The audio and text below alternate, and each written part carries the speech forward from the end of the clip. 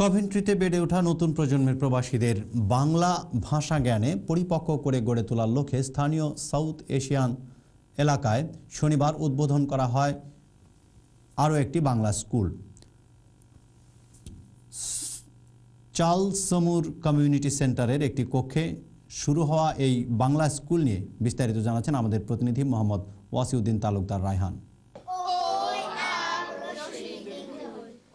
বাংলা ভাষার ব্যবহারকে আরও প্রসারিত করে তোলার লক্ষ্যে শনিবার বেলা ১টায় কভেন্ট্রি চার্লস মুর কমিউনিটি হলে শিক্ষার্থীদের নিয়ে যাত্রা শুরু করল কভেন্ট্রি সাউথ বাংলা স্কুল নামে স্থানীয় কমিউনিটির আরও একটি বাংলা বিদ্যাপীঠ।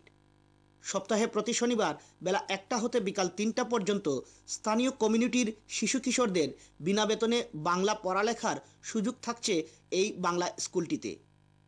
গৌরবান্বিত মাতৃভাষার শুদ্ধ ব্যবহার ভবিষ্যৎ প্রজন্মের মাঝে টিকিয়ে রাখার জন্যই এমনটি উদ্যোগ নেওয়া হয়েছে বলে মত প্রকাশ করেন স্কুলটির উদ্যোক্তাগণের মধ্যমণি শাহজাহান সিরাজ।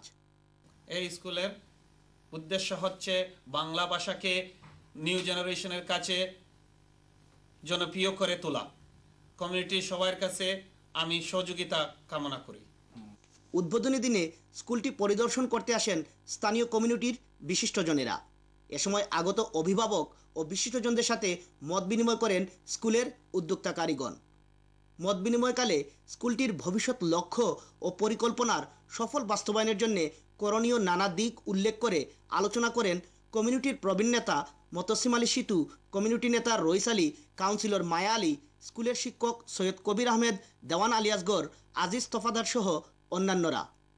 উপস্থিত সুধীজনেরা উদ্যোক্তাদের সাধুবাদ জানিয়ে তাদের এই মহতি উদ্যোগ ব্রিটেনে বাংলা ভাষার বিস্তারের ক্ষেত্রে ভূমিকা রাখতে সহায়ক হবে বলে আশাবাদ ব্যক্ত করেন।